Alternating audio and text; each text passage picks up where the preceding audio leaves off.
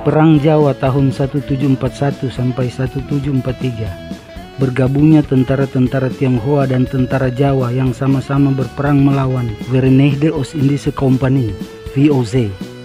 Perang yang meletus di Jawa Tengah dan Jawa Timur ini dimenangkan oleh Belanda yang mengakibatkan jatuhnya Kesultanan Mataram dan secara tidak langsung mengakibatkan berdirinya Kesunanan Surakarta dan Kesultanan Yogyakarta. Setelah tentara Belanda membantai 10.000 orang Tionghoa di Batavia yang sekarang Jakarta, beberapa ribu orang pasukan Tionghoa dari Batavia yang selamat yang dipimpin oleh Ki Panjang pergi ke Semarang. Meskipun telah diperingati bahwa pemberontakan akan segera meletus, Kepala Militer Verenigde Oost-Indische Compagnie (VOC) Bartholomeus Visser mengabaikan nasihat yang masuk dan tidak menyiapkan bala bantuan. Seiring perkembangan situasi Keraton Pakubuwono II, Sunan Mataram memilih mendukung orang Tionghoa untuk sementara waktu sambil berpura-pura membantu Belanda.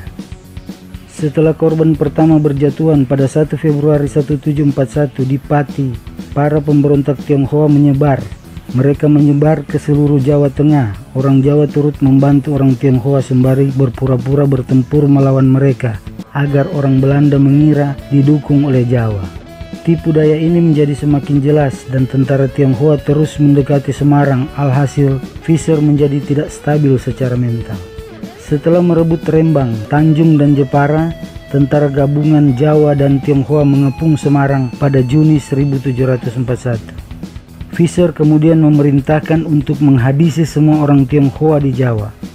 Pangeran Cakraningrat IV dari Madura menawarkan bantuan. Ia membantai semua orang Tionghoa yang dapat ditemui dan memadamkan pemberontakan di Jawa Timur. Pada akhir tahun 1741, pengepungan Semarang berhasil dipatahkan setelah tentara Pakubuwono II melarikan diri karena tentara Belanda dengan bala bantuan mereka memiliki senjata api yang lebih unggul. Kampanye militer Belanda selama tahun 1742 memaksa Pakubuwono II untuk menyerah dan beralih ke berpihakan. Namun beberapa pangeran Jawa ingin meneruskan perang sehingga pada 6 April Pakubuwono II tidak diakui dan keponakannya Raden Mas Garendi dipilih sebagai penggantinya. Begitu Belanda berhasil merebut kembali semua kota di pantai utara Jawa, para pemberontak menyerang ibu kota Pakubuwono II di Kartosuro sehingga dia terpaksa melarikan diri bersama keluarganya. Cakraningrat IV merebut kembali kota tersebut pada Desember 1742 dan pada awal 1743 pemberontak Tionghoa terakhir telah menyerah. Setelah perang ini berakhir, Belanda semakin menancapkan kekuasaan yang lebih besar di Jawa melalui perjanjian dengan Pakubuwono II.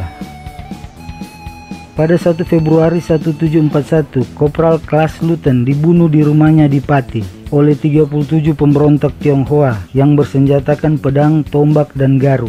Kelompok tersebut kemudian menjara rumahnya. Para pemberontak tersebut dikejar oleh sekelompok pasukan Jawa atas perintah Bupati Kudus.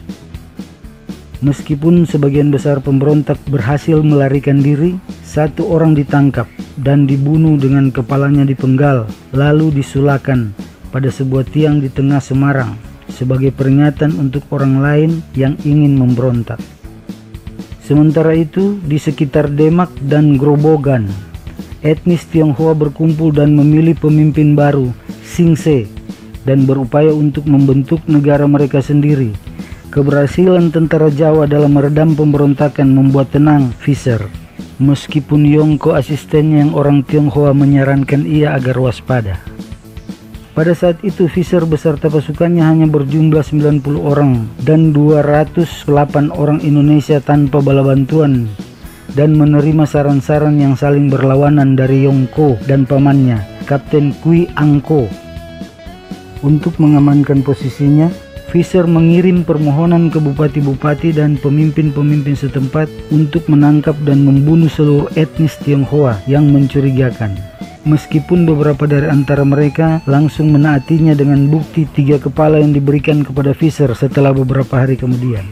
Yang lainnya seperti Sunan Pakubuwono II dari Mataram, bertindak lebih berhati-hati dan berkata bahwa mereka merasa tidak pasti dengan keetisan perintah tersebut. Selama periode pertimbangan yang berlangsung dari tahun 1740 hingga bulan Juli 1741, Pakubuwono II dan para penasihatnya berdebat tentang keuntungan bergabung dengan Tionghoa atau bertahan dan menyelamatkan orang-orang Belanda agar hubungan mereka menjadi lebih baik. Pakubuwono II kemudian secara diam-diam memberikan 200 rial kepada Mas Ibrahim untuk memulai serangan terhadap VOC dan aset-asetnya, serta memerintahkan para bangsawan seniornya Jayaningrat dan Citrasoma untuk menjadi pihak netral dalam konflik tersebut dan membiarkan sebanyak mungkin orang Tionghoa melarikan diri. Mertupuro dari Grobongan, salah satu pendukung yang lebih vokal mengenai perlawanan aktif. Dia ditugaskan untuk memanas-manasi orang Tionghoa di wilayahnya. Di dalam ibu kota Pakubuwono II di Kartosuro, dia memerintahkan pemugaran Siti Hinggil Kidul, Balairung Selatan, sekarang disebut Sasana Hinggil, di selatan keratonnya untuk menjadi alasan pada Belanda bahwa dia tidak memiliki tenaga kerja yang tersisa. Meskipun Visser menerima intelijen mengenai kesepakatan Pakubuwono II, dia tetap mempercayai karena kesetiaannya pada VOC sebelumnya. Ketika pasukan Tionghoa yang berjumlah 1.000 orang dan membahayakan jalur persediaan ke Semarang tiba di Tanjung pada April 1741, Visser meminta agar Bupati mengirim pasukan untuk menghadapinya. Namun, pasukan Bupati menolak pindah sampai mereka mendapat hadiah berupa beras bermutu. Setelah Yongko mengirimkan beras, pasukan Bupati pergi ke Tanjung, berdiri di luar jangkauan para pemberontak, lalu melepaskan tembakan dan pergi. Para pemberontak kemudian menduduki pabrik gula di sana. Di Grobongan, Mertupuro yang dipersenjatai dengan senjata dari komando militer Belanda melakukan serangan terhadap para pemberontak Tionghoa, dan dalam serangan tersebut para tentara Jawa melepaskan tembakan pada orang Tionghoa sebelum Belanda datang. Begitu Belanda tiba, Mertopuro menunjukkan luka peluru pada kuda yang ditimbulkan oleh pasukannya sendiri sebagai bukti bahwa dia telah bertempur. Untuk menanggulangi tekanan dari pemberontak Tionghoa yang semakin menguat, Visser mengirim perintah ke benteng kompeni di seluruh pantai utara untuk mempekerjakan sebanyak mungkin tentara bayaran pribumi non-Jawa yang dapat ditemukan. Dia juga memerintahkan para bupati di Pati Jepara, Kudus dan Cekal Sewu yang saat itu sedang berada di Semarang untuk sebuah pertemuan militer untuk mengirim pasukan memutus jalur pelarian pemberontak. Para bupati yang setia dengan Pakubuwono mengirim 540 tentara ke Tanjung, lalu diam-diam berangkat ke Kartosuro. Namun saat pasukan tiba, mereka pura-pura menyerang, lalu mundur kembali ke Semarang. Ketika Visser menyadari bahwa para bupati sudah raib, Pakubuwono II mengatakan kepadanya bahwa dia akan mengirim mereka kembali dengan 6.000 tentara tambahan dan meminta agar Visser bisa menjamin kompensasi dari kantor pusat company di Batavia. Berita segera menyebar mengenai ribuan pemberontak Tionghoa yang bersatu dengan pasukan dari Jawa. Pada tanggal 1 Mei, Visser dipanggil oleh Kapten Rudolf Karel von Glan, seorang pemimpin satuan. Kapten Rudolf menanyakan mengapa Visser tidak melakukan apapun untuk mengatasi pemberontakan tersebut. Visser dengan panas menjawab bahwa itu bukan urusan Glenn. Keesokan harinya, Yongko dan Angko setelah diinterogasi oleh jaksa Jeronimus Tonemans, Visser menjadi semakin marah, memecahkan meja menjadi dua dan meneriaki penasihat Tionghoanya ketika Yongko menghilang setelah pertemuan tersebut. Angko mengatakan pada Visser bahwa dia telah bergabung dengan orang Tionghoa yang memberontak. Hal ini menyebabkan Visser yang telah banyak berinvestasi pada Yongko dan telah meninggalkan sejumlah besar uang bersamanya mengeluarkan keretanya dan berteriak kepada penduduk Semarang untuk melarikan diri saat masih memungkinkan. Ini berlanjut sampai dia menabrak tembok kota. Para penduduk melarikan diri dari Semarang dengan panik. Dia meninggalkan 8 meriam berisi di luar tembok kota. Sehari setelah Visser menyerahkan kekuasaan militer kepada Glenn, tidak lama kemudian berita sampai kepadanya bahwa Yongko tidak bergabung dengan pemberontak, namun menghabiskan malam di makam anaknya di Peterongan dalam depresi. Hal ini merevitalisasi Visser yang merebut kembali komando militer pada 4 Mei dan memerintahkan semua orang untuk kembali ke rumah mereka. Beberapa hari setelah 4 bupati dari Tuban, dari Grobongan, dari Kaliwungu, dan Awangga dari Kendal tiba di Semarang melaporkan bahwa 6.000 tentara yang dijanjikan sedang dalam perjalanan. Meskipun telah diberitahu bahwa dia akan berada dalam bahaya jika dia melawan Company, pada 11 Mei Pakubuwono II meminta agar semua bupati pesisir berjanji setia kepadanya. Dia melakukan hal yang sama untuk para anggota keratonnya pada 13 Mei. Namun beberapa pemimpin termasuk garis tahta yang kedua, Pangeran Ngabehi Loring Pasar, Pangeran Tepasana Abang Pakubuwono II, dan ibunya Ratu Amangkurat menentang suatu revolusi. Kapten Johannes van Velzen, residen di Kartasuria, melaporkan kepada Visser bahwa Sunan telah dibujuk melawan pemberontak. Namun Pakubuwono II menjadi semakin yakin bahwa dia akan bergabung dengan orang Tionghoa. Pada 23 Mei, sekitar 1.000 orang Tionghoa meninggalkan Tanjung dan menuju ke timur, menyerang 15 orang pengawal luar Juwana, serta satunya lagi di Rembang. Meskipun residen Belanda dan 5 lainnya melarikan diri, Belanda mencatat jumlah korban yang besar dengan laporan kanibalisme. Penduduk di Demak mendengar desas-desus ini dan dengan 3.000 orang Tionghoa di luar tembok meminta izin untuk mengundurkan diri ke Semarang. Mengingat Demak merupakan kunci untuk pertahanan kota, Visser menolak, malah mengirim 80-100 tentara pribumi sebagai bala bantuan. Penduduk Demak akhirnya dipanggil kembali ke Semarang, meninggalkan pertahanan benteng kepada Mertupuro. Rembang jatuh pada tanggal 27 Juli, beserta kejatuhan Jepara 4 hari kemudian. Orang Tionghoa dari Tanjung segera tiba di Semarang dan mengepung, dibantu oleh tentara yang sebelumnya dikirim untuk menghancurkan mereka. Visser karena takut pasukannya tidak cukup, meminta bala bantuan dari Pakubuwono II. Pakubuwono II bersedia mengirim satuan artileri, tetapi dilakukan secara diam-diam, yang dimaksudkan untuk memperkuat orang-orang Tionghoa. Dengan ekspedisi militer dari orang Tionghoa dan Jawa yang mencapai tembok kota, pada awal Juni Visser memerintahkan suatu ekspedisi militer balasan. Sejumlah 46 orang Eropa dan 146 orang Indonesia, dan dibantu oleh tentara Jawa di bawah Gubernur Semarang Dipati Sastrawijaya. Ekspedisi militer ini dikirim melawan orang Tionghoa dan Jawa yang berkumpul di luar perbukitan Bergota.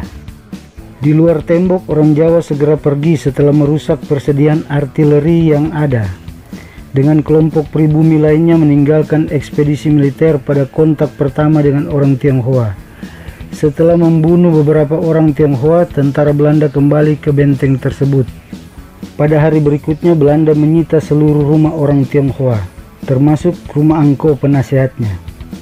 Ketika senjata dan amunisi ditemukan di rumahnya, Angko menyatakan bahwa barang-barang tersebut adalah sisa-sisa dari perang sebelumnya pada tahun 1718. Tidak mempercayai Angko, Belanda menangkapnya dan Yangko, lalu memerintahkan mereka dirantai dan dipenggal. Visser memerintahkan permukiman orang-orang Tionghoa di luar benteng untuk diratakan dengan tanah. Meskipun orang Tionghoa unggul dalam jumlah, mereka tidak mencoba serangan terakhir. Dengan semakin banyaknya pemberontakan yang terjadi di Jawa bagian timur, Company didekati oleh Pangeran Cakraningrat IV yang dari Madura, yang menawarkan diri untuk bersekutu dengan Belanda jika mereka mendukung upayanya untuk mendirikan kerajaannya di wilayah tersebut. Cakraningrat IV yang dulunya adalah pejuang yang hebat bagi Mataram telah tersinggung karena ditinggalkan dari musyawarah perang sebelumnya dari Pakubuwono II dan siap untuk melancarkan serangannya sendiri melawan pasukan Sunan. Setelah Belanda setuju, Cakraningrat IV memutuskan hubungan dengan Mataram, mengembalikan istrinya, saudari Pakubuwono II, ke Kartosuryo. Sepanjang bulan Juni dan Juli, pasukan Cakraningrat IV berupaya untuk membunuh seluruh etnis Tionghoa. Pertama dimulai di Madura, kemudian menyebar ke Tuban, Surabaya, Jipang, dan Gresik.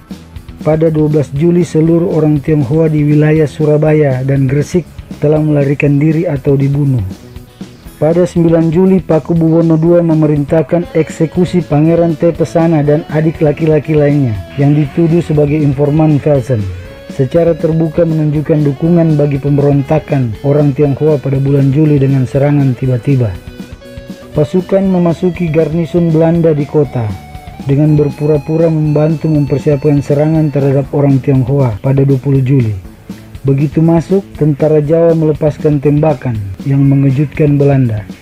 Meskipun tidak sadar dan kehilangan 35 orang dalam serangan awal, Belanda berhasil bertahan selama 3 minggu. Namun setelah orang Tionghoa bergabung dalam pertempuran tersebut, garnison itu segera jatuh. Velsen dihukum mati dan tentara lainnya yang masih hidup diberi pilihan, pindah agama ke Islam atau dibunuh. Mereka menyunat orang Belanda dan orang Jawa menangkap anak-anak dan perempuan Belanda sebagai rampasan perang. Setelah mengeksekusi pemimpin Belanda sementara itu, pasukan Ki Panjang keluar dari Bekasi dan bergabung dengan 1000 pasukan di bawah pimpinan Kapten Ismail untuk merebut Tegal. Pada 25 Juli, pengganti Fischer, Abraham Ross, dikirim pada akhir Juni karena Fischer dianggap tidak stabil secara mental. Abraham Ross tiba di Semarang dengan 170 orang. Melihat bahwa kompeni hanya mengendalikan benteng pemukiman Eropa dan tumpuan pantai, setelah kedatangan Ross, pemerintah Belanda mulai mengirim lebih banyak bala bantuan, yang pada akhirnya berjumlah sedikitnya 1.400 tentara Belanda dan 1.600 tentara Indonesia. Per November 1741, benteng-benteng company di Semarang dikepung oleh 3.500 tentara Tionghoa dan 20.000 tentara Jawa yang dipersenjatai dengan 30 meriam dibandingkan dengan 3.400 tentara Belanda dan tentara loyalis. Dengan keunggulan senjata api dan taktik Belanda menyebabkan pasukan Pakubuwono II tercerai-berai. Pengepungan tersebut akhirnya gagal dan sebuah ekspedisi militer dapat merebut kembali Jepara.